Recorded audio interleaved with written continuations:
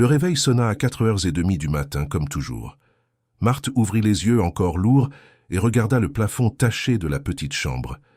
À ses côtés, dans le lit étroit, Isabelle dormait paisiblement, ses cheveux châtains éparpillés sur l'oreiller usé. La fillette n'avait que 12 ans, mais portait déjà dans ses yeux cette maturité précoce, de celle qui avait appris tôt que la vie n'était pas facile. Marthe se leva avec précaution pour ne pas réveiller sa fille et marcha pieds nus jusqu'à la minuscule salle de bain de l'appartement loué dans le quartier de Bondy, à l'est de Paris. Pendant qu'elle se préparait, Marthe regarda son reflet dans le miroir fissuré. À 37 ans, elle sentait qu'elle en paraissait bien plus. Les rides autour de ses yeux semblaient s'être approfondies ces derniers mois, et les cheveux blancs ne pouvaient plus être cachés parmi ses cheveux noirs. Elle attacha ses cheveux en un chignon serré, enfila l'uniforme simple de femme de ménage et prépara le café léger qui serait son unique repas jusqu'à midi. Avant de partir, elle embrassa le front d'Isabelle et laissa le mot habituel sur la petite table. « J'ai préparé ton goûter. Il est au réfrigérateur. Je t'aime, ma fille. Je reviens ce soir. » Le bus de 5h15 était bondé comme d'habitude. Marthe se tenait fermement à la barre de fer, tandis que le véhicule cahotait dans les rues encore sombres de la ville. 2h30 de trajet jusqu'à Neuilly-sur-Seine, où se trouvait le manoir. 2h30 à penser aux factures en retard, à l'école d'Isabelle, au loyer qui serait dû à la fin du mois. 6 mois auparavant, lorsque la petite usine textile où elle travaillait depuis 15 ans avait fermé ses portes du jour. Au lendemain, Marthe avait vu son monde s'effondrer. Les indemnités de licenciement n'avaient jamais été versées et elle s'était retrouvée avec une fille à élever et aucun revenu. Ses économies avaient duré 3 semaines. Ce fut Madame Carmen, la dame qui habitait l'appartement voisin, qui lui parla du poste de femme de ménage, dans le manoir d'un important homme d'affaires. La femme qui y travaillait avait déménagé en Provence et avait quitté son emploi. Marthe ne savait même pas vraiment qui était le patron lorsqu'elle se rendit à l'entretien. Elle savait seulement qu'elle avait besoin de ce travail plus que de respirer. Elle se souvenait de la première fois qu'elle avait franchi le portail de cette propriété. D'immenses jardins, des fontaines de marbre, une maison de 3 étages qui ressemblait à un palais. Et elle se souvenait aussi de la première fois qu'elle avait vu Rodolphe Auguste Duhamel. Il était dans la bibliothèque lorsque Madame Estelle, la cuisinière qui travaillait dans la maison depuis plus de 20 ans, la lui présenta. Un homme grand, aux épaules larges, les cheveux gris peignés en arrière, un costume impeccable même un samedi matin. Il devait avoir la 50aine, calcula Marthe. Rodolphe la regarda à peine.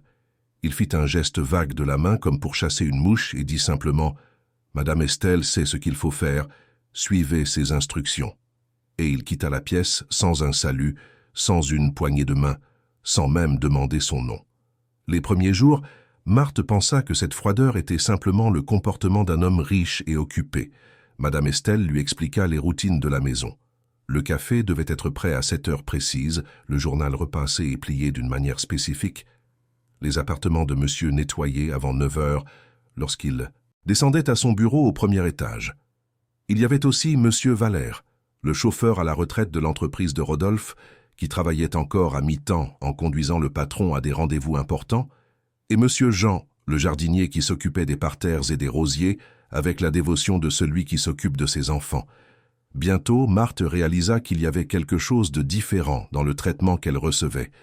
Rodolphe saluait Madame Estelle tous les matins, lui demandait de ses nouvelles, complimentait l'assaisonnement du déjeuner. Avec monsieur Valère, il parlait de football et de politique tout en ajustant sa cravate avant de sortir. Avec monsieur Jean, il se promenait dans le jardin le dimanche, commentant les fleurs et les saisons. Mais avec elle, Marthe, la femme de ménage, c'était différent. Avec elle, Rodolphe Duhamel était de glace. Pire que de la glace. C'était du mépris cristallisé sous forme humaine. La première fois qu'il lui cria dessus, ce fut la 2e semaine. Marthe nettoyait le salon principal lorsque Rodolphe descendit les escaliers comme un ouragan. « Vous ne voyez pas cette saleté ici » hurla-t-il, désignant une tache sur le tapis persan qui couvrait le sol. Marthe regarda où il indiquait et vit une marque jaunâtre, clairement ancienne, déjà décolorée par le temps. Elle commença à expliquer que cette tache était déjà là quand elle était arrivée, qu'elle nécessiterait probablement un nettoyage professionnel spécialisé. Mais il ne voulut rien entendre. « Je vous paye pour nettoyer, pas pour donner des excuses », coupa-t-il, la voix froide comme une lame. « Soit vous réglez ça, soit vous cherchez un autre emploi. » Marthe passa l'après-midi entière à genoux sur ce tapis, frottant la tâche avec tous les produits qu'elle trouva, sachant que c'était inutile, que cette marque était imprégnée dans les fibres depuis des années. Son dos lui faisait mal, ses genoux la lançaient, ses mains devinrent rouges et irritées par les produits chimiques. Lorsque Rodolphe passa dans le salon des heures plus tard et vit que la tâche était toujours là, il hocha simplement la tête d'un air de supériorité et murmura quelque chose à propos de son incompétence avant de poursuivre son chemin. Cette nuit-là, Marthe rentra chez elle presque à 11 heures, si épuisée qu'elle put à peine retirer ses chaussures. Isabelle l'attendait éveillée, inquiète, et réchauffa le dîner qu'elle avait préparé seule. « Maman, tu vas bien ?» demanda la fillette en l'embrassant. Marthe sourit et mentit. « Oui, mon amour, juste une journée fatigante. » Les jours se transformèrent en semaines, les semaines en mois, et le traitement ne s'améliora pas. Rodolphe trouvait des défauts là où il n'y en avait pas. Il se plaignait que les serviettes n'étaient pas pliées correctement, que le sol de la véranda avait des marques de chaussures, que les coussins du canapé étaient de travers. Parfois, il l'appelait juste pour lui faire remarquer un détail insignifiant et la réprimander devant les autres employés, comme s'il voulait l'humilier publiquement. Madame Estelle et Monsieur Valère détournaient toujours le regard, avec gêne à ces moments-là. Seul Monsieur Jean, le vieux et sage jardinier, eut le courage de prendre Marthe à part un jour et de lui dire « Ne le prenez pas personnellement, ma fille, il n'était pas comme ça avant. »« Avant quoi, Monsieur Jean ?» demanda Marthe, essuyant une larme furtive. Le jardinier soupira profondément et regarda les rosiers blancs qui fleurissaient au coin du jardin. « Avant le départ de Madame Hélène, » répondit-il doucement.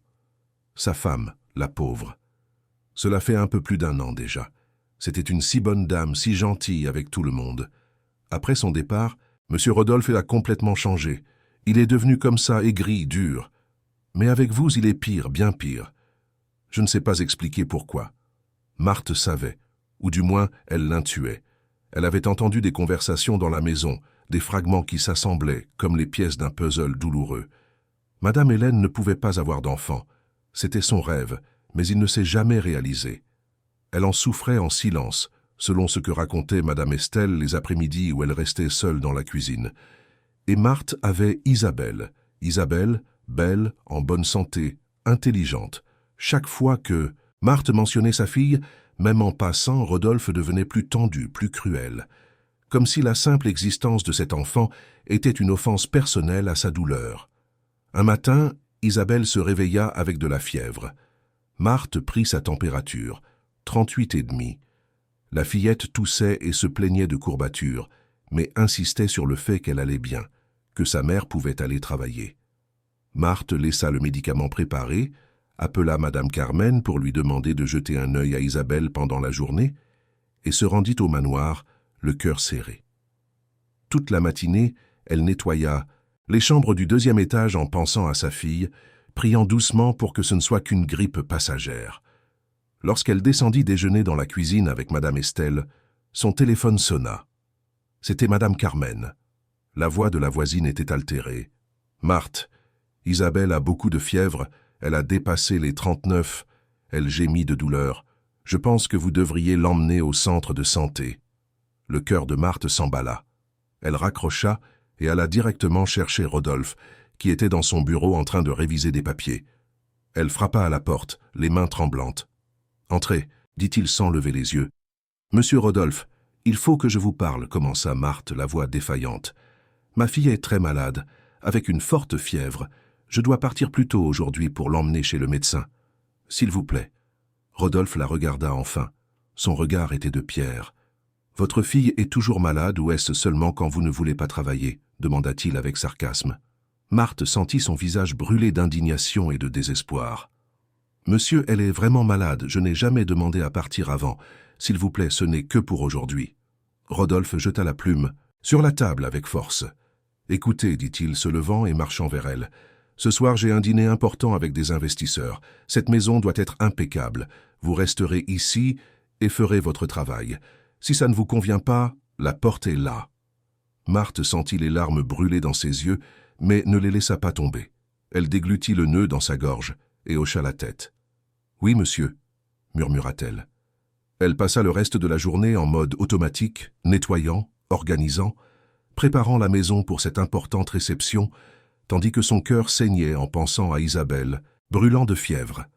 Elle appela Madame Carmen plusieurs fois, lui demandant de donner des médicaments, de faire des compresses, de ne pas la laisser seule.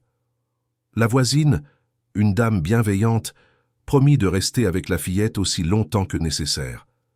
Quand elle réussit enfin à quitter le manoir, il était presque 22 heures.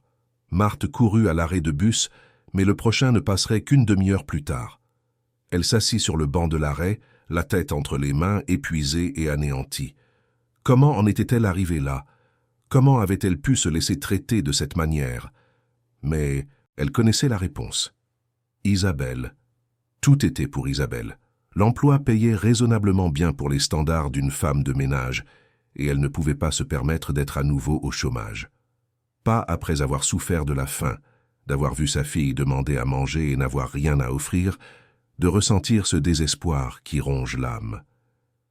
Quand elle rentra chez elle, Isabelle dormait, le front encore chaud, mais la fièvre un peu plus basse.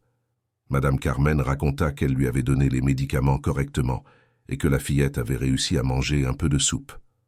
Marthe la remercia émue et s'assit au bord du lit, observant sa fille dormir. Elle lui caressa les cheveux avec délicatesse et murmura « Pardon, mon amour. Pardon à maman de ne pas avoir été là quand tu avais besoin. Je promets que je trouverai un moyen d'améliorer notre vie. Je promets. » Mais les promesses étaient faciles à faire et difficiles à tenir. Les jours suivants, Isabelle alla mieux, mais Marthe sentait que quelque chose en elle s'était brisé. Elle continuait de faire son travail avec perfection, mais il y avait maintenant une lourde résignation dans chacun de ses mouvements. Elle était invisible dans cette maison, sauf quand Rodolphe avait besoin d'une cible pour sa colère et sa frustration, et Marthe acceptait tout en silence, car elle n'avait pas le choix. Ce fut un dimanche après-midi qu'Isabelle posa la question qui allait tout changer. Marthe avait son jour de congé et était dans la cuisine en train de préparer de simples pâtes pour le déjeuner. La fillette faisait ses devoirs à la petite table du salon, concentrée sur ses problèmes de mathématiques, quand soudain elle leva les yeux et dit « Maman, pourquoi tu n'essaies pas d'être gentille avec ton patron ?» Marthe arrêta de remuer la sauce et regarda sa fille confuse. « Comment ça, Isabelle ?» La fillette mordit le bout de son crayon, pensive. À l'école, la maîtresse a dit que parfois les gens sont méchants parce qu'ils souffrent à l'intérieur. Elle a dit que de petits gestes de gentillesse peuvent changer le cœur des gens. Tu as déjà essayé de faire quelque chose de gentil pour lui? Marthe sentit un pincement au cœur. Sa fille de 12 ans avait plus de sagesse que beaucoup d'adultes. Elle s'approcha de la table et s'assit à côté d'Isabelle, écartant une mèche de cheveux du visage de la fillette. « J'essaie, ma fille, je jure que j'essaie. » Mais il ne facilite pas les choses. Isabelle prit la main de sa mère et la serra avec tendresse. « Alors essaie d'une manière différente. Par exemple, découvre ce qu'il aime et fais quelque chose de spécial. Parfois, les gens ont juste besoin qu'on leur rappelle qu'il existe encore de bonnes choses dans le monde. » Ces mots résonnèrent dans l'esprit de Marthe tout au long du dimanche. Le lundi, lorsqu'elle retourna au manoir, elle observa Rodolphe avec d'autres yeux. Elle essaya de voir au-delà de la colère, au-delà de la cruauté. Et ce qu'elle vit fut un homme complètement perdu. Il errait dans l'immense maison comme un fantôme, toujours avec cette expression fermée, ses épaules tendues. Il ne souriait jamais. Il ne semblait jamais se détendre. C'était comme s'il portait le monde entier sur ses épaules et ne parvenait pas à trouver un endroit pour se reposer. Marthe commença à prêter attention aux détails. Elle remarqua que Rodolphe prenait toujours son café exactement à cette heure du matin, mais qu'il s'irritait s'il était ne serait-ce qu'une minute plus chaud ou plus froid que l'idéal. Elle s'aperçut qu'il lisait le journal toujours dans le même ordre. Économie, politique, sport. Elle observa que, les dimanches matins, quand il pensait que personne ne le voyait, il allait dans le jardin et restait immobile devant les rosiers blancs pendant de longues minutes, avec une expression de douleur si profonde qu'elle fendait le cœur. Un jour, Madame Estelle raconta toute l'histoire pendant qu'elles épluchaient des pommes de terre dans la cuisine. « Madame Hélène adorait ces roses, » dit la cuisinière, les yeux embués de larmes. « C'est elle-même qui les a plantées, vous savez. Elle passait des heures à s'en occuper. Elle disait que c'était la plus belle chose au monde. Quand elle est tombée malade, M. Rodolphe a fait venir les meilleurs médecins, a dépensé des fortunes en traitement, mais rien n'y a fait. La maladie a été rapide, elle l'a emporté en 6 mois. Il n'a même pas eu le temps de se préparer. Et le pire, c'est qu'elle a toujours voulu avoir des enfants. Ils ont tout essayé, fait tous les traitements possibles, mais ça n'a pas marché. Je pense que c'est la blessure qui ne cicatrisera jamais en lui. Marthe sentit quelque chose bouger en elle. De la compassion. Pour la première fois, elle ne voyait plus Rodolphe seulement comme le patron cruel, mais comme un être humain anéanti par la perte. Et elle décida d'essayer. Peut-être qu'Isabelle avait raison.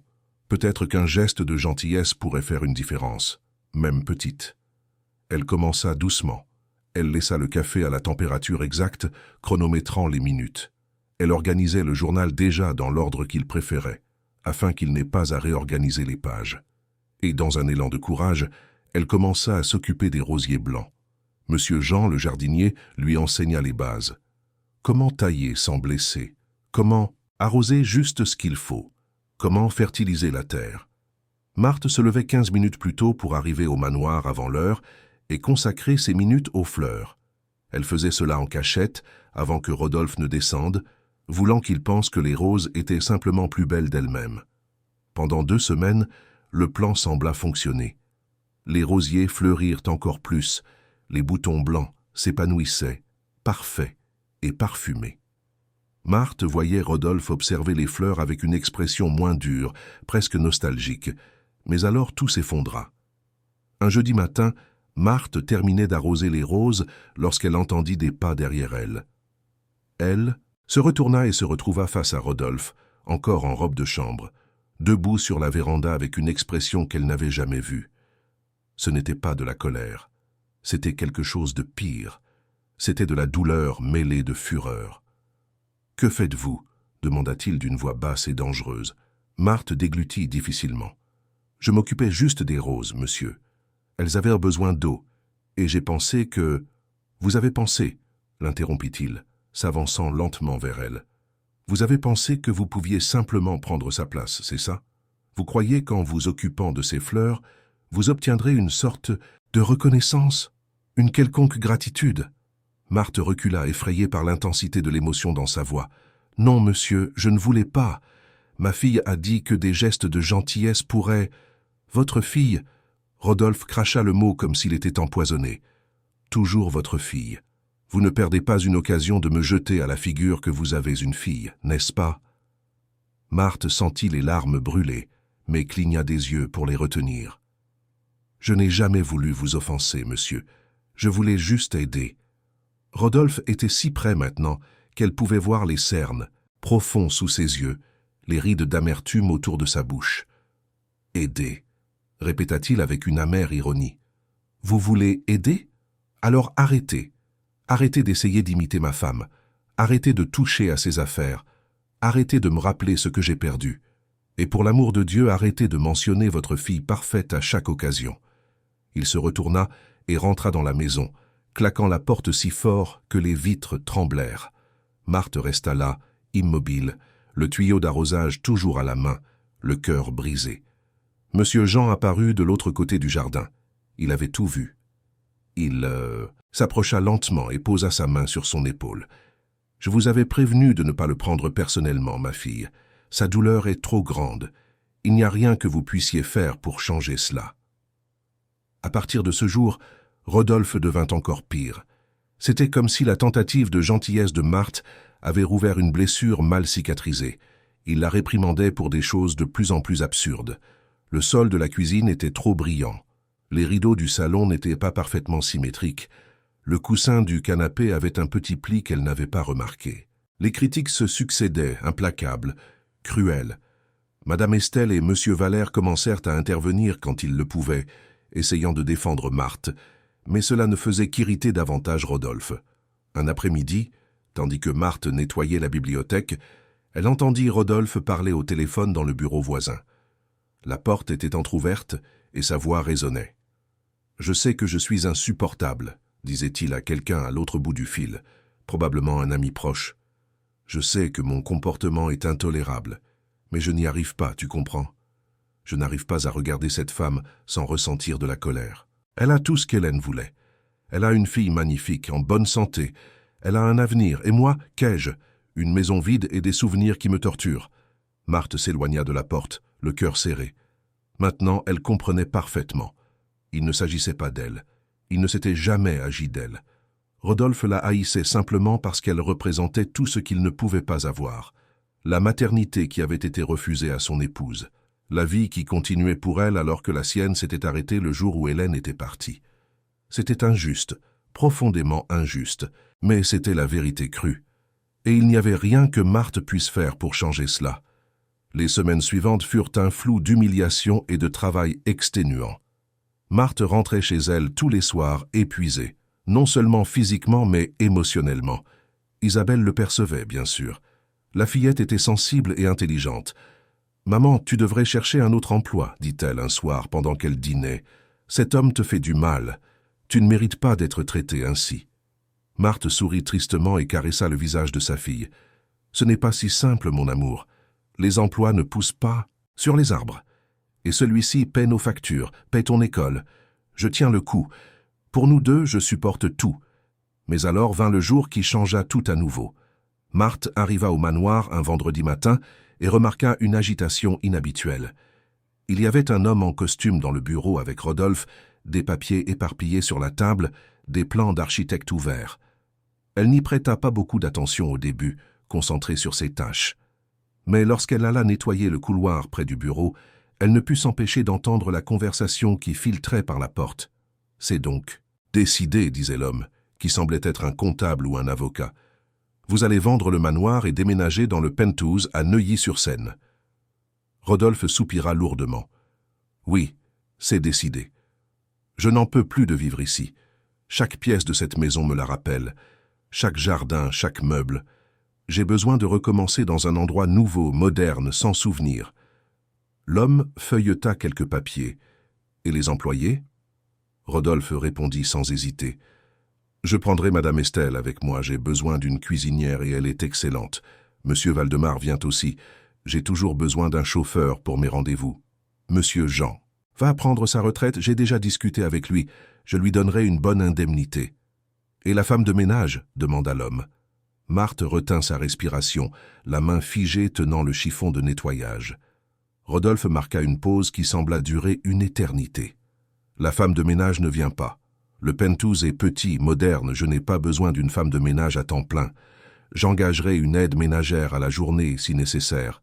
Elle sera licenciée dès que le déménagement aura lieu. » Marthe sentit le monde tourner autour d'elle. Elle s'appuya contre le mur pour ne pas tomber, le cœur battant si fort qu'il semblait que tout le monde dans la maison pouvait l'entendre. Licenciée. Elle serait licenciée. Après des mois à supporter des humiliations, à travailler plus que tout autre employé, à être traitée comme moins que rien, elle serait simplement jetée. Et le pire, c'est qu'il n'y avait même pas de surprise. C'était exactement ce à quoi elle aurait dû s'attendre. Les jambes tremblantes, Marthe retourna à la chambre de service et s'assit sur la vieille chaise qui se trouvait dans le coin. Elle devait réfléchir, elle devait planifier. Quand aurait lieu le déménagement? Combien de temps avait-elle? Et plus important encore, comment allait-elle annoncer à Isabelle qu'elle serait bientôt sans revenu à nouveau? Les comptes étaient déjà serrés, même avec le salaire. Sans lui, ce serait impossible. Le loyer, l'école, la nourriture. Comment ferait-elle? Madame Estelle trouva Marthe là, assise dans l'obscurité, le visage entre les mains. « Ma fille, que s'est-il passé ?» demanda la cuisinière inquiète. Marthe raconta ce qu'elle avait entendu. Madame Estelle s'assit à côté d'elle et lui serra fort la main. « J'ai tellement honte, dit-elle les yeux remplis de larmes. Je pars avec lui pour le penthouse et tu restes sans rien, ce n'est pas juste. Je devrais refuser, je devrais rester ici avec toi. » Non, Marthe l'interrompit, serrant la main de son amie. « Tu ne peux pas faire ça. Tu as ta famille, tes petits-enfants. Tu as besoin de cet emploi autant que moi. Ne te blâme pas. Ce n'est pas ta faute. La faute est la sienne, ou peut-être n'est-ce la faute de personne. C'est juste la vie qui est cruelle, comme elle l'a toujours été. » Elles restèrent assises en silence pendant de longues minutes. Deux femmes qui travaillaient dur et qui savaient à quel point la vie pouvait être injuste. Les jours qui suivirent furent les plus difficiles que Marthe ait jamais affrontés. Elle continuait à travailler, Mais maintenant, chaque tâche semblait avoir un poids supplémentaire. Chaque pièce qu'elle nettoyait, chaque sol qu'elle frottait, elle savait que ce serait l'une des dernières fois. Elle essaya de garder son calme devant Isabelle, mais la fillette n'était pas dupe. « Maman, il y a quelque chose qui ne va pas, » demanda-t-elle un soir. « Tu es différente. » Marthe essaya de sourire. « Je suis juste fatiguée, mon amour. Trop de travail. » Mais Isabelle ne fut pas convaincue.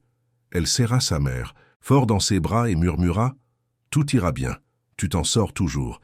Tu es la personne la plus forte que je connaisse. » Au manoir, l'agitation augmentait. Des évaluateurs, des décorateurs, des personnes intéressées par l'achat des meubles et objets commencèrent à apparaître. Rodolphe organisait tout pour le grand déménagement, qui aurait lieu dans 3 semaines. 3 semaines. C'était tout le temps que Marthe avait pour trouver un autre emploi, ce qui semblait impossible. Elle avait déjà commencé à chercher, prenait des petites annonces d'emploi dans le bus, appelait d'anciennes collègues de l'usine, mais rien n'apparaissait. Un après-midi, Marthe nettoyait le 2e étage quand elle vit Rodolphe appeler les autres employés dans le salon principal.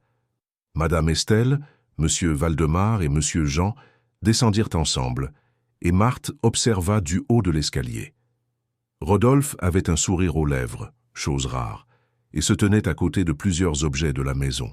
« Vous avez travaillé avec moi et Hélène pendant de nombreuses années, » commença-t-il, la voix plus douce que Marthe n'était habituée à l'entendre. « Je tiens à vous remercier pour votre dévouement. C'est pourquoi j'ai choisi quelques articles de la maison pour vous les offrir. » Marthe vit Rodolphe remettre à Madame Estelle un service complet de casseroles très chères et un mixeur importé que la cuisinière avait toujours loué. La femme pleura de gratitude. Monsieur Valdemar reçut une table de billard qui se trouvait dans la salle de jeu et que le chauffeur avait toujours admirée. L'homme n'en revenait pas, remercia ému, disant que c'était son rêve d'en avoir une. Et Monsieur Jean, le jardinier qui allait prendre sa retraite, reçut un ensemble complet d'outils de jardinage professionnel, très cher, en plus d'un chèque d'indemnité généreux. Tous les remercièrent chaleureusement. Rodolphe accepta les remerciements avec élégance. Et puis, presque comme une réflexion tardive, il leva les yeux et vit Marthe dans l'escalier. « Ah oui, dit-il avec ce ton qu'elle connaissait si bien, le ton qu'il n'utilisait qu'avec elle. Vous aussi. Attendez. » Il sortit du salon et revint quelques minutes plus tard portant quelque chose. Marthe descendit les escaliers lentement, sentant tous les regards sur elle. Quand elle s'approcha, elle vit ce que Rodolphe tenait. C'était une vieille poupée de chiffon, très vieille. Les vêtements étaient délavés et tachés, le tissu du corps usé, et il y avait des signes clairs de moisissure par endroits. « Ceci était dans le grenier, » dit Rodolphe, avec indifférence. « C'était à ma mère quand elle était enfant. J'allais le jeter à la poubelle, mais j'ai pensé que votre fille voudrait peut-être. Ce n'est qu'une vieille poupée, mais elle peut encore servir à quelque chose. » Il tendit la poupée à Marthe comme s'il lui rendait un grand service. Le silence dans la pièce était gênant. Madame Estelle et Monsieur Valdemar regardèrent le sol, embarrassés. Monsieur Jean ferma les yeux comme s'il ressentait une douleur physique. Marthe regarda la poupée. Comparée aux cadeaux chers et neufs que les autres avaient reçus, c'était une humiliation finale. Un objet vieux et sale qui allait être jeté à la poubelle. Le dernier message de Rodolphe pour elle était clair. « Tu ne vaux rien, tu ne mérites que ce que je jetterai. » Toutes les émotions que Marthe avait gardées pendant des mois menaçaient d'exploser. La colère, la tristesse, l'humiliation, tout remonta à la surface d'un coup. Mais elle ravala tout, comme elle l'avait toujours fait. La tête haute et la dignité intacte, Marthe prit la poupée des mains de Rodolphe. « Merci, monsieur, » dit-elle d'une voix ferme. « Ma fille aimera. » Il parut presque déçu de sa réaction, comme s'il s'attendait à des larmes ou de la révolte. Mais Marthe se retourna simplement et remonta les escaliers, portant la poupée sale contre sa poitrine. Quand elle arriva dans la chambre de service, elle laissa enfin quelques larmes couler, mais c'étaient des larmes de colère, pas de tristesse. Colère contre elle-même pour s'être soumise à cela si longtemps. Colère contre Rodolphe pour être si cruel. Colère contre le monde pour être si injuste. Cette nuit-là, Marthe ramena la poupée à la maison. Isabelle faisait ses devoirs quand elle arriva. « Salut maman », salua la fillette animée. « Comment s'est passée ta journée ?» Marthe posa son sac sur la table et en sortit la poupée. « Regarde ce que je t'ai apporté, c'est un cadeau de mon patron. » Isabelle s'approcha curieuse et prit la poupée. Elle examina le jouet attentivement, le retournant de tous les côtés. « Elle est très vieille, » observa-t-elle, « et il y a de la moisissure ici, mais elle est jolie. On peut la nettoyer. »« Tu as vraiment aimé ?» demanda Marthe, surprise par la réaction positive de sa fille. Isabelle sourit. « Bien sûr, tout ce qui vient de toi, je l'aime. Et de plus, parfois les choses les plus anciennes sont les plus spéciales. Elles ont une histoire en elles. Je peux lui donner un bain ?» Marthe acquiesça, émue par la maturité et la gentillesse de sa fille. Cette fillette était son trésor, sa raison de vivre. « Oui, mon amour. » Isabelle emporta la poupée dans la salle de bain et remplit une bassine d'eau tiède et de savon. Elle commença à laver le jouet avec soin, frottant doucement le tissu pour enlever la saleté accumulée depuis des décennies. L'eau devint rapidement marron. Marthe observait depuis la porte, pensant à comment annoncer à sa fille le chômage imminent. Mais elle ne trouvait pas les mots justes. Comment dire à une enfant que dans 3 semaines elle ne pourrait plus payer les factures? En savonnant la poupée pour la 2e fois, Isabelle remarqua quelque chose d'étrange. « Maman, regarde ici !» appela-t-elle. « Il y a une couture lâche sur le ventre de la poupée. » Marthe s'approcha et vit le fil effiloché. Il a dû se casser avec le temps. Le ventre de la poupée était légèrement ouvert, et à travers l'ouverture, on pouvait voir le rembourrage. « Je peux l'ouvrir pour voir ce qu'il y a dedans ?» demanda Isabelle avec une curiosité enfantine. « Tu peux » répondit Marthe distraite. « Fais juste attention à ne pas déchirer davantage. » Isabelle tira délicatement la couture, ouvrant davantage le ventre de la poupée. Elle s'attendait à trouver du coton ou du rembourrage synthétique, comme dans les poupées modernes. Mais ce qu'elle vit la fit froncer les sourcils de confusion. À l'intérieur de la poupée se trouvaient de petits paquets enveloppés dans un vieux tissu jauni, plusieurs d'entre eux. « Maman, il y a des petits paquets ici, » dit-elle intriguée. Marthe s'agenouilla à côté de sa fille, maintenant aussi curieuse. « Sors-en un pour voir ce que c'est. » Isabelle tira l'un des petits paquets avec soin. Le tissu était si vieux qu'il se désintégrait presque dans ses mains. Et quand le contenu fut révélé, toutes deux restèrent dans un silence absolu. À l'intérieur du tissu, il y avait des pierres. Mais ce n'étaient pas des pierres ordinaires. C'étaient des cristaux translucides qui brillaient même sous la faible lumière de la salle de bain. Des pierres taillées à la perfection, de diverses tailles. Isabelle en prit une et la leva contre la lumière. « C'est un beau cristal », dit-elle émerveillée. Marthe sentit son cœur s'accélérer. Elle avait déjà travaillé dans des maisons riches auparavant, elle avait déjà vu des bijoux chers. Et ce qui était dans la main de sa fille n'était pas un simple cristal. Les mains tremblantes, Marthe prit la pierre et l'examina de plus près. Le poids, la dureté, l'éclat caractéristique. Cela ne pouvait pas être. Mais plus elle regardait, plus elle était sûre. « Isabelle, » dit-elle d'une voix défaillante, « ouvre les autres paquets. » Lentement. La fillette obéit, intriguée par la réaction de sa mère. Un par un, les petits paquets furent ouverts, et dans chacun d'eux, il y avait plus de pierres. Certaines plus grandes, d'autres plus petites, mais toutes avec le même éclat incomparable. Marthe étala toutes les pierres sur la serviette blanche étendue sur la table de la cuisine. Il y en avait 23 au total, 23 pierres qui reflétaient la lumière de manière hypnotisante. Elle prit l'une des plus grandes et la tint contre l'ampoule du plafond. Il n'y avait aucun doute. Cela ne pouvait être qu'une chose. Isabelle observait sa mère, les yeux écarquillés. « Maman, qu'est-ce que c'est que ces pierres? Sont-elles spéciales ?» Marthe s'assit lentement sur la chaise, essayant de comprendre ce qui se passait. « Je crois, » murmura-t-elle, « je crois que ce sont des diamants. » Isabelle laissa échapper un rire nerveux. « Des diamants? Genre de vrais diamants? Comme dans les films? Ça ne peut pas être réel, maman. Ce ne sont probablement que de beaux verres ou des cristaux bon marché. » Marthe secoua lentement la tête. « J'ai déjà travaillé dans des maisons très riches, ma fille. J'ai déjà vu des bijoux de près. J'ai déjà nettoyé des coffres forts et des tiroirs avec des pierres précieuses. Je sais reconnaître. Ces pierres sont des diamants anciens, à en juger par la taille. Ils doivent être cachés dans cette poupée depuis des décennies. » Le silence qui s'ensuivit fut lourd. Mère et fille se regardèrent, la même question non formulée planant dans l'air entre elles. Qu'allait-elle faire de cela? Marthe prit la poupée vide et l'examina à nouveau. La couture qui gardait le secret avait été faite il y a longtemps, probablement par la mère de Rodolphe elle-même, ou peut-être même par sa grand-mère. Quelqu'un avait caché ces diamants-là pour une raison. Peur du vol? Un héritage secret? Un trésor de famille oublié? « Nous devons les rendre, » dit soudain Isabelle, la voix petite mais ferme. C'était à eux. La famille de votre patron. Ce n'est pas juste de les garder. Marthe regarda sa fille et sentit son cœur se serrer.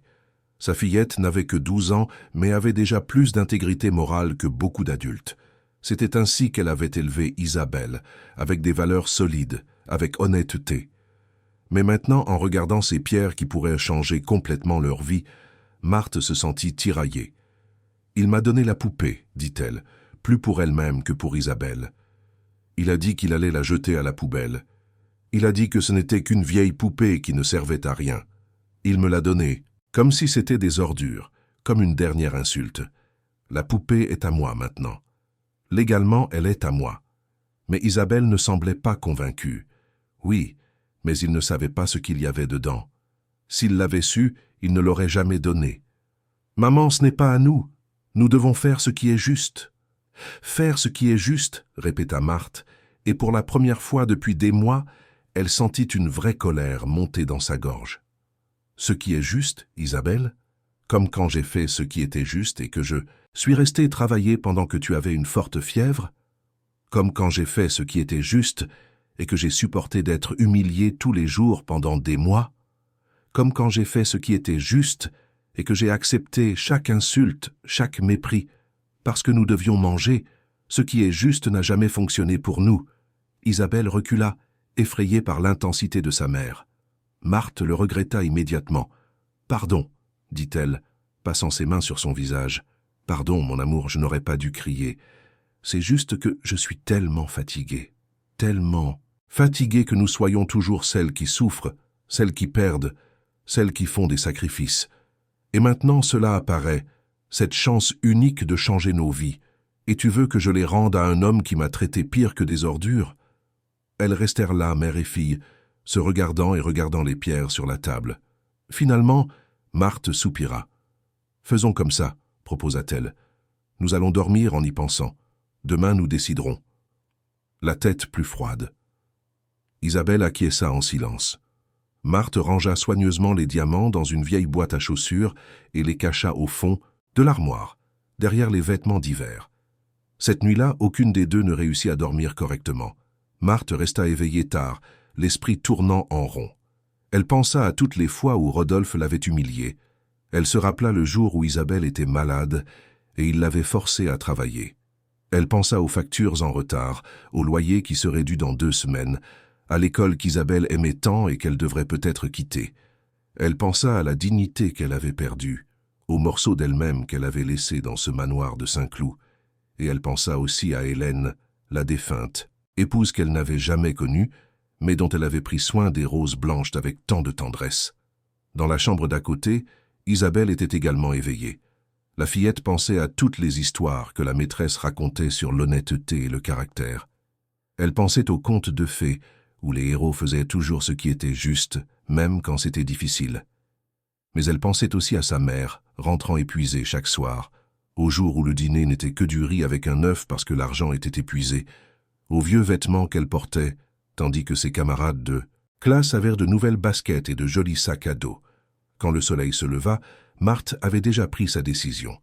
Elle entra dans la chambre d'Isabelle et s'assit sur le bord du lit. La fillette ouvrit les yeux, encore somnolent. « J'ai beaucoup réfléchi, » commença Marthe, tenant la main de sa fille, « et j'ai décidé que nous allons garder les diamants. » Isabelle allait protester, mais Marthe l'interrompit doucement.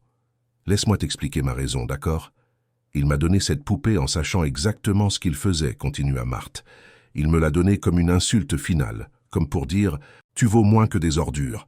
Alors que les autres employés loyaux ont reçu des cadeaux chers et neufs, j'ai reçu quelque chose qu'il allait jeter. Il n'avait aucune idée de ce qu'il y avait à l'intérieur, c'est vrai. Mais il ne s'est pas non plus soucié de vérifier, il ne s'est pas soucié de me donner quelque chose de valeur. Pour lui, j'ai toujours été jetable. Et tu sais quoi? Il ne mérite pas cette chance. Il ne mérite pas de trouver ses diamants. Mais Isabelle semblait encore divisée. La fillette avait un sens de la justice si pur, si cristallin. « Maman, et si nous utilisions une partie de l'argent mais leur en rendions une partie? Ce serait un compromis. » Marthe secoua la tête. « Si nous rendons un diamant, ils voudront savoir d'où il vient. Et alors nous devrons tout rendre. Et nous redeviendrons exactement ce que nous étions. Deux femmes luttant pour survivre, tandis que des hommes riches décident de notre destin. » Isabelle, je sais que je t'ai appris à être honnête, et c'est la qualité que j'aime le plus en toi. Mais parfois la vie nous met dans des situations où il n'y a pas de réponse claire. Et cette fois, je nous choisis nous. Je choisis notre survie, je choisis notre bonheur. Isabelle resta silencieuse un long moment. Puis, les larmes aux yeux, elle acquiesça. « D'accord, maman, je te fais confiance. Si tu penses que c'est la bonne chose à faire, alors nous allons les garder. » Marthe serra sa fille fort dans ses bras, pleurant aussi. Elle se promit de ne jamais regretter cette décision, d'utiliser cet argent pour faire le bien, pour construire une vie digne pour elles deux. Les jours suivants, Marthe continua d'aller travailler au manoir comme si rien ne s'était passé. C'était surréaliste de garder ce secret pendant que Rodolphe continuait à distribuer des ordres et des critiques. Elle l'observait avec d'autres yeux maintenant, non pas avec peur ou ressentiment, mais avec une sorte de liberté intérieure. Elle savait que cette souffrance avait une date de fin. Et plus que cela, elle savait que la justice, d'une manière tordue et inattendue, avait été rendue. Madame Estelle remarqua le changement.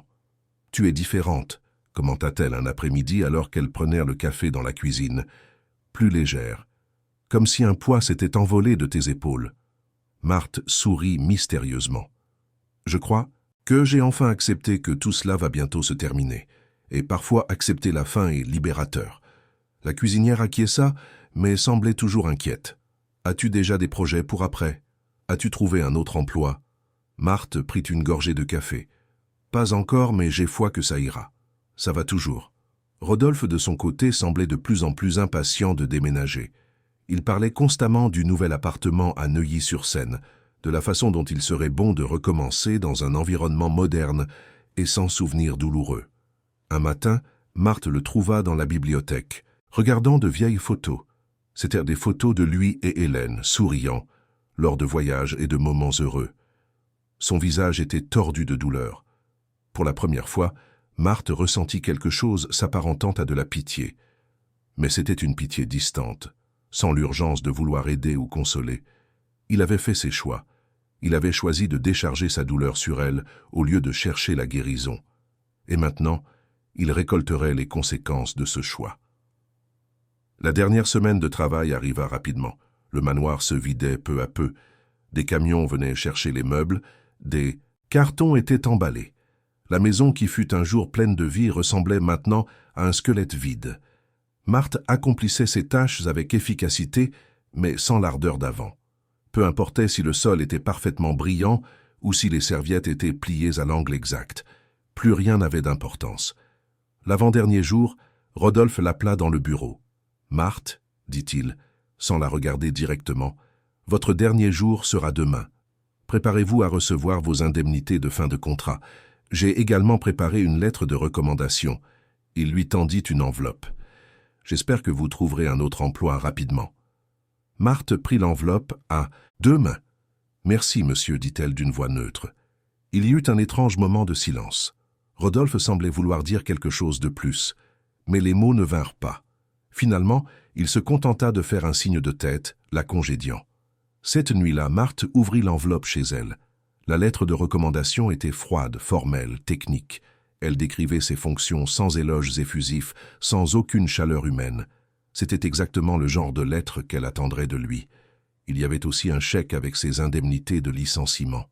Le montant était correct, calculé froidement jusqu'au dernier centime. Ni plus, ni moins. Marthe rangea le chèque et la lettre dans une chemise. Demain serait son dernier jour, et alors commencerait une vie complètement nouvelle. Le dernier jour de travail se leva, nuageux. Marthe se réveilla avec une sensation étrange dans la poitrine, un mélange de soulagement et de mélancolie. Ce n'était pas de la tristesse pour la perte de son emploi, mais une sorte de clôture de cycle.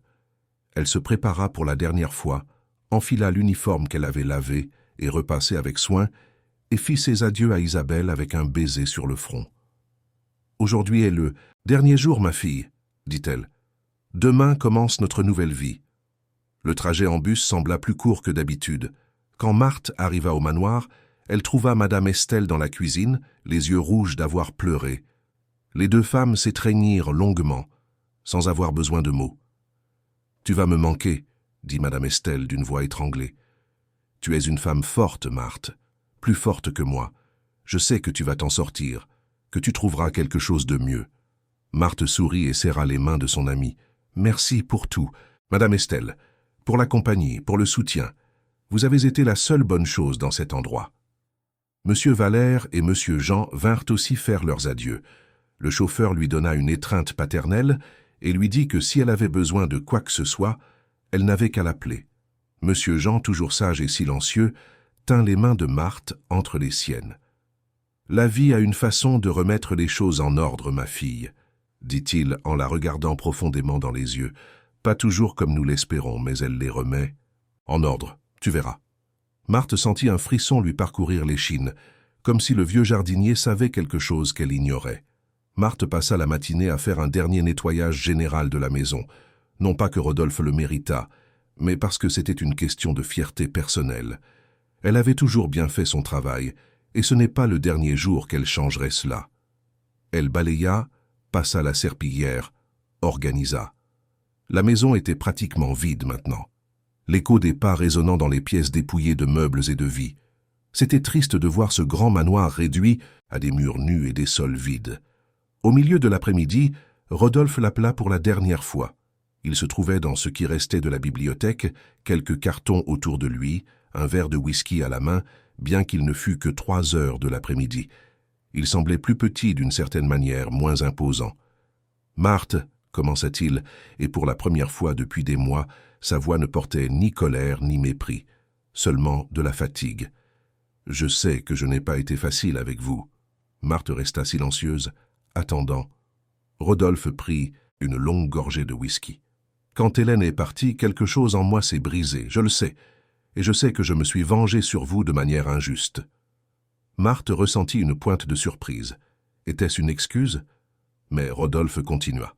« Je ne m'excuse pas, clarifia-t-il, comme s'il lisait ses pensées. Je suis juste en train de reconnaître. C'est différent. Vous me rappeliez tout ce que j'avais perdu, tout ce que Hélène voulait et n'a jamais pu avoir.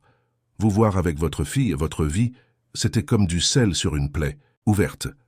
Je sais que ce n'était pas de votre faute, mais même en le sachant, je n'ai pas pu me contrôler. » Marthe pesa ses mots avec soin.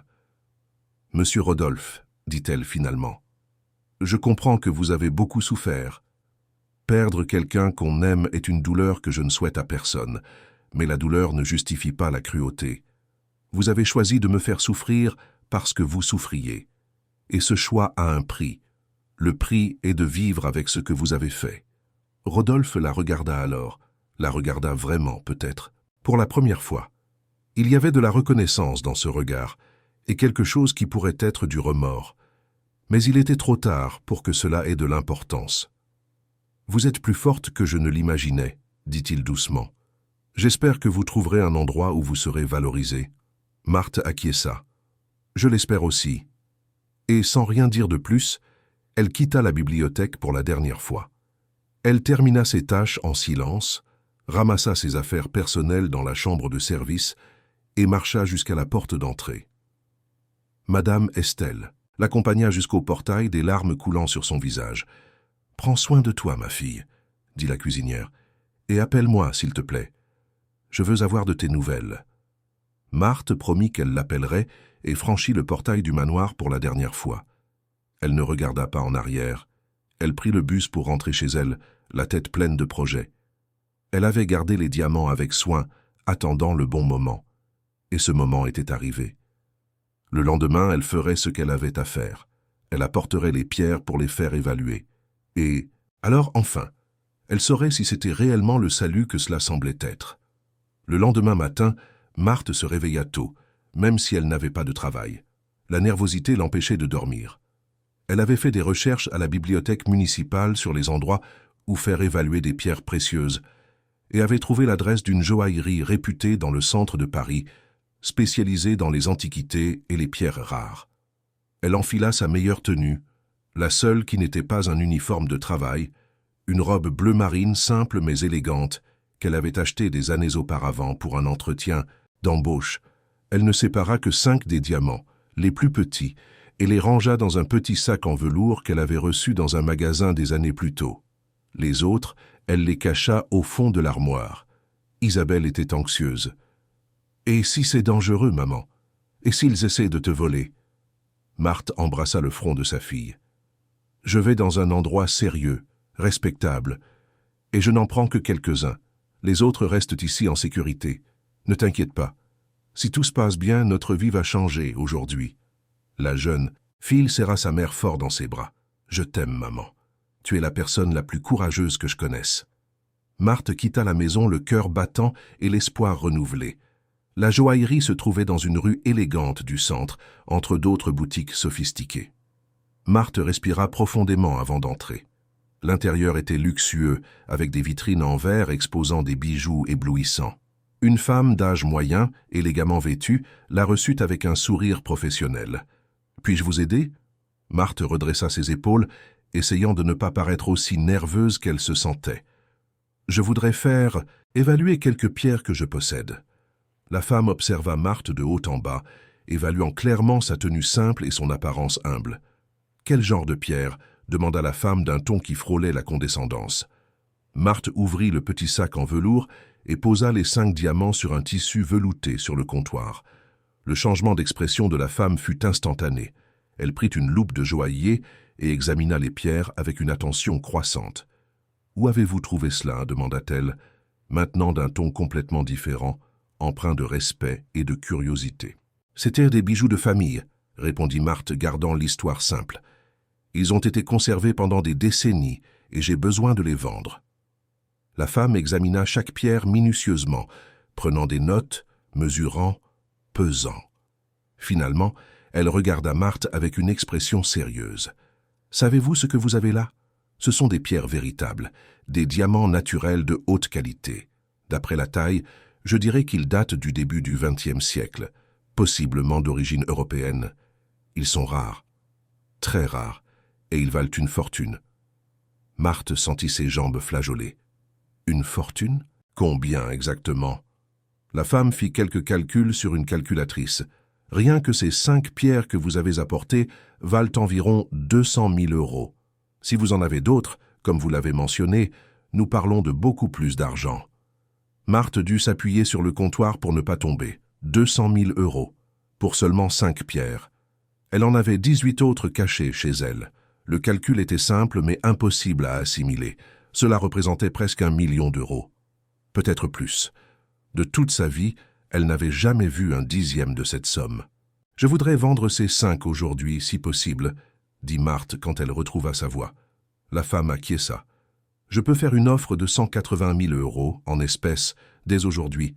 C'est un peu en dessous de la valeur marchande, mais c'est ce que je peux offrir pour un achat immédiat. » Marthe n'eut même pas besoin de réfléchir. « J'accepte. » Les heures suivantes furent un tourbillon de paperasses, de contrats et de virements bancaires.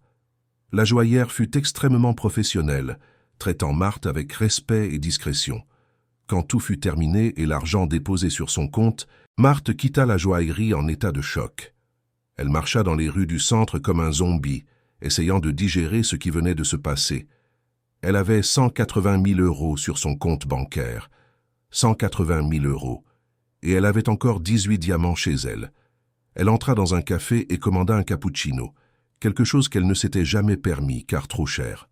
Elle s'assit à une petite table dans un coin et resta là, à regarder par la fenêtre, laissant la réalité s'installer lentement.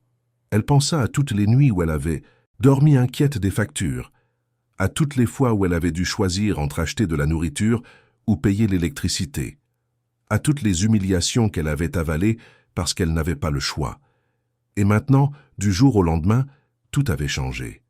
Elle n'était plus pauvre, elle n'était plus vulnérable, elle était libre. Pour la première fois de sa vie d'adulte, elle était complètement libre.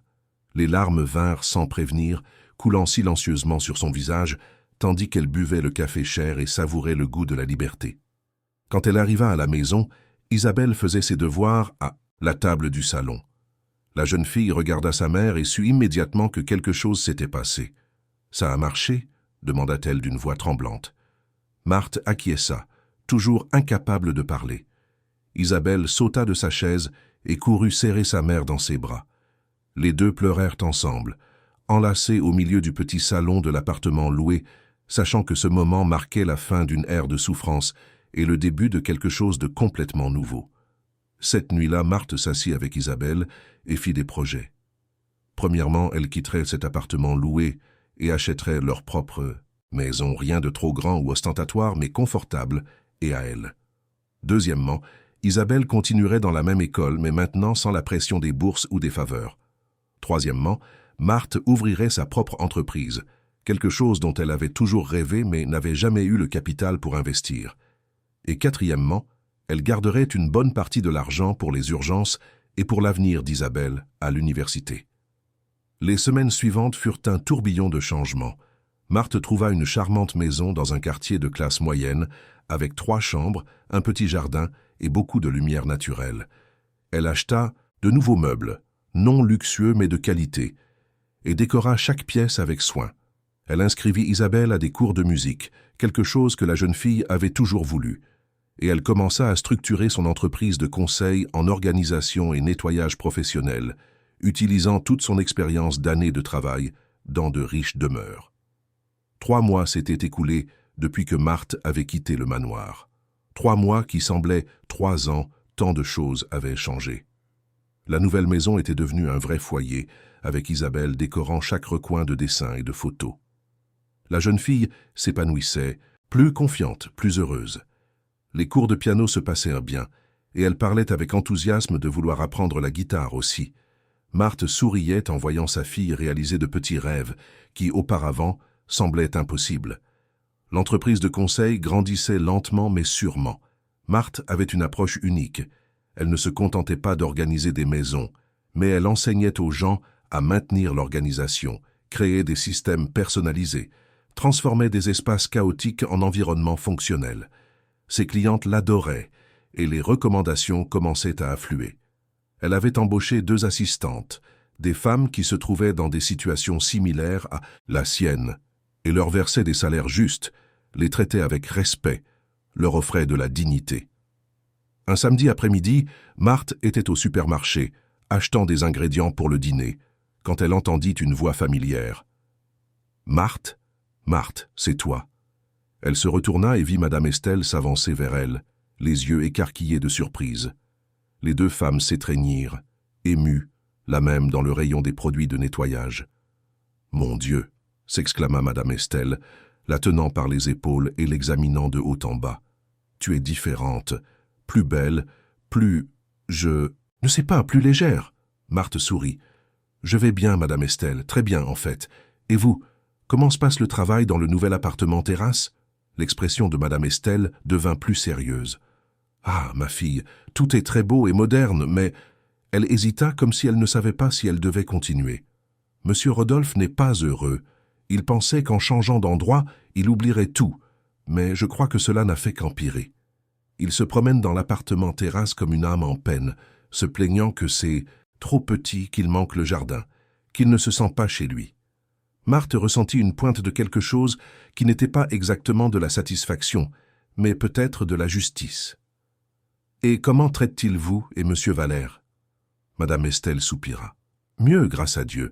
Je crois qu'il a réalisé qu'éloigner les gens ne fait qu'aggraver sa solitude. Mais il a demandé de vos nouvelles quelquefois, vous savez. Il voulait savoir si j'avais des informations. Je crois qu'il regrette la façon dont il vous a traité.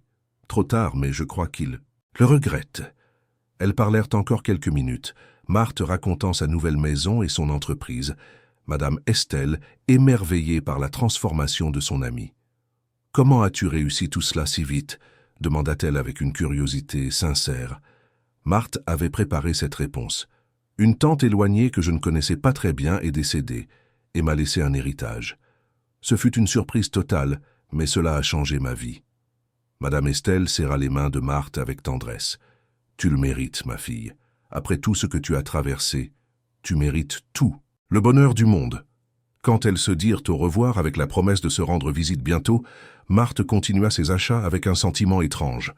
Penser à Rodolphe malheureux dans le nouvel appartement terrasse ne lui apportait pas de joie, mais une sensation que l'univers avait ses propres méthodes pour équilibrer les choses. Il avait eu la chance d'être meilleur, de guérir sa douleur sans causer de douleur aux autres, et il avait choisi le chemin de l'amertume. Maintenant, il vivait avec les conséquences. La semaine suivante, quelque chose se produisit qui fit prendre conscience à Marthe à quel point elle avait réellement changé. Elle était de nouveau au supermarché, cette fois dans un autre, plus proche de sa nouvelle maison, quand elle fut témoin d'une scène qui la glaça. Un homme en costume cher criait après une employée de nettoyage, une femme d'âge moyen qui était à genoux en train de nettoyer un liquide renversé. « Vous êtes incompétente », vociférait l'homme, attirant les regards des autres clients. « Regardez la saleté que vous avez laissée ici. C'est dégoûtant. Vous devriez être renvoyée. » La femme tentait de s'expliquer, disant que le déversement venait de se produire et qu'elle nettoyait le plus vite possible. Mais l'homme ne voulait rien entendre. Il continuait ses insultes, humiliant l'employé publiquement. Marthe sentit quelque chose s'échauffer en elle. C'était comme se regarder elle-même quelques mois auparavant. Et cette fois, elle avait le pouvoir de faire quelque chose. Elle s'approcha de l'homme et se plaça entre lui et l'employé. « Excusez-moi, » dit-elle d'une voix ferme et calme. L'homme la regarda avec irritation. « Quoi, ça ne vous regarde pas ?» Marthe ne recula pas. « Si, ça me regarde. Cette femme fait son travail du mieux qu'elle. Peu, vous êtes cruel et irrespectueux sans raison. » L'homme devint rouge de colère. « Qui pensez-vous être pour me parler ainsi ?» Marthe le fixa sans peur. « Je suis quelqu'un qui a déjà été à sa place, quelqu'un qui sait ce que c'est d'être traité comme moins que rien par des gens qui se croient supérieurs. Et je suis ici pour dire que ce n'est pas acceptable. Cette femme mérite le respect. Nous le méritons tous. » Une petite foule s'était formée autour. Certains clients commencèrent à murmurer leur accord.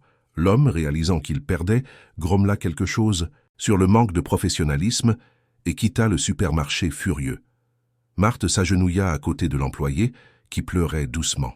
« Tout va bien, » dit-elle gentiment, aidant la femme à se lever. « Vous n'avez rien fait de mal. C'est lui qui avait tort. » L'employé regarda Marthe avec gratitude dans les yeux. « Merci, » murmura-t-elle. « Personne n'a jamais fait ça pour moi avant. » Marthe sourit et serra la main de la femme. « Maintenant, quelqu'un l'a fait. Et j'espère qu'un jour, quand vous en aurez l'occasion, vous ferez la même chose pour quelqu'un d'autre. » Ce moment fut un tournant pour Marthe. Elle réalisa que la richesse des diamants n'avait pas seulement changé sa situation financière. Elle lui avait donné une voix. Elle lui avait donné le pouvoir de se défendre non seulement elle-même, mais aussi les autres. Et elle décida d'utiliser ce pouvoir pour le bien. Elle commença à offrir gratuitement ses services de conseil aux femmes en situation de vulnérabilité, les aidant à organiser leur vie et à trouver des chemins vers l'indépendance. Elle fit des dons à des institutions qui soutenaient les mères célibataires. Elle embaucha davantage d'employés pour son entreprise, privilégiant toujours les femmes qui prenaient un nouveau départ. Isabelle observait tout avec fierté. « Maman, tu fais tellement de bonnes choses, » dit-elle un soir pendant qu'elle dînait. « Tu crois que ces diamants étaient un cadeau du destin pour que tu puisses aider les gens ?» Marthe réfléchit à la question pendant un long moment. « Tu sais, ma fille, je crois que peu importe d'où cela vient ou pourquoi cela vient. Ce qui compte, c'est ce que nous faisons de ce que nous recevons. Et j'ai choisi de faire le bien. J'ai choisi de construire quelque chose, de positif sur quelque chose qui est né de la douleur. » Les mois se transformèrent en une année. L'entreprise de Marthe prospérait. Elle avait maintenant une équipe de 8 employés et envisageait de s'étendre. Isabelle était en première année de lycée, obtenant d'excellentes notes et faisant des présentations de piano à l'école. La maison était devenue un lieu de rencontre pour les amis et les voisins, toujours pleine de rires et de vie. Marthe avait vendu quelques diamants supplémentaires au cours de l'année, mais en gardait encore plus de la moitié, investi en toute sécurité pour l'avenir d'Isabelle. Un dimanche après-midi ensoleillé, tandis que Marthe arrosait les fleurs du petit jardin de sa maison, Isabelle sortit sur la véranda, son téléphone portable à la main. « Maman, tu ne vas pas croire ce que je viens de voir sur les réseaux sociaux. » Marthe laissa tomber le tuyau d'arrosage et s'approcha. La jeune fille montra l'écran de son téléphone. C'était une nouvelle concernant Rodolphe Cavalcanti. Il faisait don de l'appartement terrasse à une institution caritative et déménageait dans une petite ville de province. L'article disait que l'homme d'affaires avait traversé une transformation personnelle et décidé de simplifier sa vie, se consacrant à des causes sociales. Marthe lut la nouvelle 2 fois, ressentant un mélange complexe d'émotions. Peut-être a-t-il enfin trouvé un chemin pour guérir sa douleur, dit-elle pensive. Parfois, les gens doivent tout perdre pour trouver ce qui compte vraiment. Isabelle regarda sa mère avec admiration. « Tu n'es pas en colère contre lui, après tout ça ?» Marthe secoua la tête. « Non, ma fille, la colère est un poids que je ne veux plus porter. Il a fait ses choix, j'ai fait les miens. Et au final, nous cherchons tous les deux la paix à notre propre manière. » Cette nuit-là, après qu'Isabelle fut allée dormir, Marthe s'assit sur la véranda de sa maison et regarda le ciel étoilé. Elle pensa à tout ce qui s'était passé au cours de l'année et demie précédente. Les humiliations, la vieille poupée, les diamants cachés, la décision qui avait tout changé.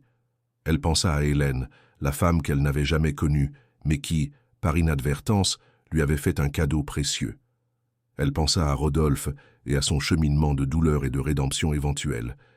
Et elle pensa à elle-même, à la façon dont elle s'était transformée d'une femme brisée et désespérée en quelqu'un de fort, d'indépendant et capable de faire la différence dans la vie des autres. Avait-elle fait la bonne chose en gardant les diamants?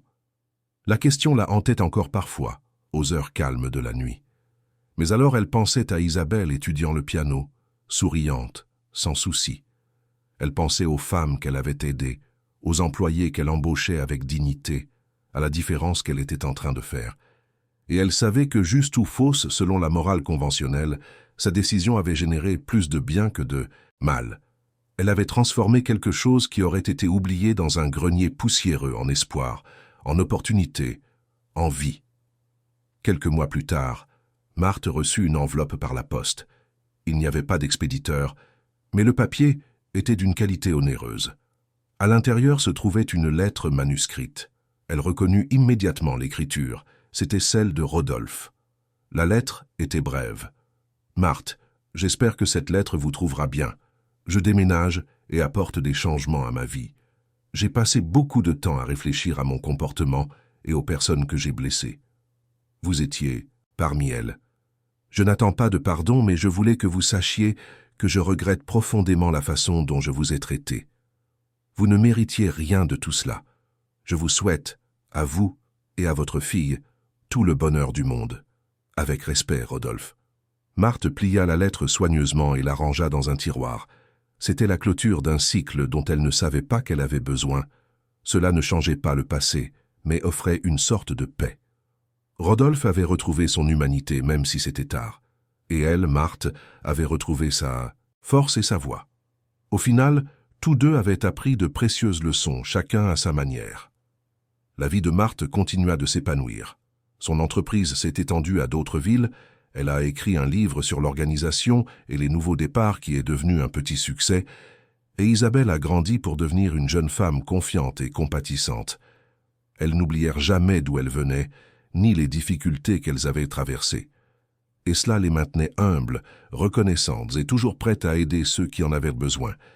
Un matin, 5 ans après que tout eut commencé, Marthe préparait le café quand Isabelle, maintenant âgée de 17 ans, descendit les escaliers pour le petit déjeuner. « Maman, dit-elle en se servant du jus, j'y pensais. Tu m'as toujours appris à faire ce qui est juste, même quand c'est difficile. Et je pensais à toute notre histoire. Cette poupée, les diamants, tout. Crois-tu toujours que nous avons fait ce qu'il fallait ?» Marthe cessa de remuer son café et regarda sa fille. C'était une question qu'elle avait attendue pendant des années. « Tu sais, Isabelle, j'ai appris que la vie n'est pas noire ou blanche. Parfois, il n'y a pas de réponse clairement juste. Ce que je sais, c'est que j'ai utilisé ce cadeau inattendu pour nous bâtir une vie digne et pour aider d'autres personnes. J'ai transformé la douleur en espoir. Et si je devais tout refaire, je ferais les mêmes choix. Non par cupidité ou vengeance, mais par survie et par la chance de faire une différence dans le monde. » Isabelle hocha la tête, pensive. « Je pense que tu as fait ce qu'il fallait, maman. » pas seulement pour nous, mais pour toutes les personnes que tu as aidées. Ces diamants étaient cachés depuis des décennies, ne faisant de bien à personne. Maintenant, ils ont changé des vies. Cela doit bien signifier quelque chose. Marthe serra sa fille dans ses bras, les larmes aux yeux. Tu es devenue si sage, ma fille, si forte et si sage. Je suis si fière de toi. Et ainsi, l'histoire de la femme de ménage, du patron amer et de la poupée pleine de secrets arriva à sa fin heureuse. Ce ne fut pas une justice conventionnelle, mais une justice de l'univers. Rodolphe apprit que la richesse sans compassion est vide. Marthe apprit que la dignité ne peut être enlevée, seulement empruntée temporairement. Et Isabelle apprit que la vie est complexe, que les réponses ne sont pas toujours simples, mais que la bonté et la compassion doivent toujours guider nos choix. Au final, la vraie richesse ne résidait pas dans les diamants, mais dans la liberté, la paix de l'esprit et la capacité de faire une différence dans la vie des autres. Et cela, personne ne pourrait jamais le leur enlever. Fin de l'histoire. Chers auditeurs, nous espérons que l'histoire de Marthe et Isabelle a touché vos cœurs et vous a inspiré à réfléchir sur la dignité, la justice et les nouveaux départs. Tout comme Marthe a transformé un cadeau inattendu en une nouvelle vie, nous avons tous le pouvoir de transformer nos circonstances en opportunités de grandir et d'aider les autres. Si cette histoire a résonné en vous, n'oubliez pas de vous abonner à notre chaîne pour recevoir d'autres récits émouvants qui explorent la complexité de la vie humaine. Cliquez sur le bouton « J'aime » si le parcours de Marthe vous a ému et dites-nous en commentaire quelle partie de l'histoire vous a le plus touché. Votre avis est très important pour nous. Chaque jour, nous vous apportons des histoires uniques qui parlent de dépassement de soi, de justice et de la force de l'esprit humain. Ne manquez pas nos prochains contenus. À la prochaine histoire, et rappelez-vous, la vraie richesse réside dans la liberté d'être qui l'on est et le courage de faire le bien dans le monde. On se retrouve dans les commentaires.